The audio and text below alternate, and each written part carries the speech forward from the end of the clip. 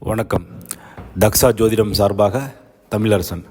மேச ராசிக்கான 2025க்கான பலன்கள். திருமணம் ஆகாதவர்களுக்கு திருமணம் நடக்கும். இரண்டாவது குழந்தைக்கு முயற்சி செய்பவர்களுக்கு வெற்றி நிச்சயம். சுப விரயங்களுக்கான வருடமாகவே நம்ம இதை கருதணும்.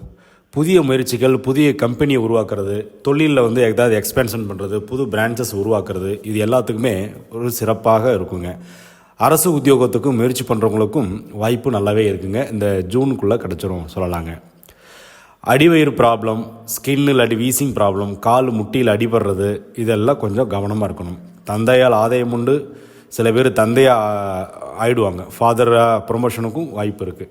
வெளிநாட்டு வருமானங்கள் உண்டு. வெளிநாட்டு வாய்ப்புகளுக்கு பிரகாசமாக இருக்குங்க. 30 வயதுக்கு மேலே இருப்பவங்களுக்கு பார்த்திங்கன்னா நிறைய பலன்களை எதிர்பார்க்கலாம். 75% பலன்கள் நல்லாவே இருக்கும். 30 வயதுக்கு உள்ளோருக்கு ஒரு 70%ன்னு சொல்லலாம். அவங்களுக்குமே நல்லா தான் இருக்கும். விரயங்களை சுப விரயமாக ஆற்றிக்கொள்ளுகிறது சிறப்பு அப்படின்னு சொல்லலாங்க.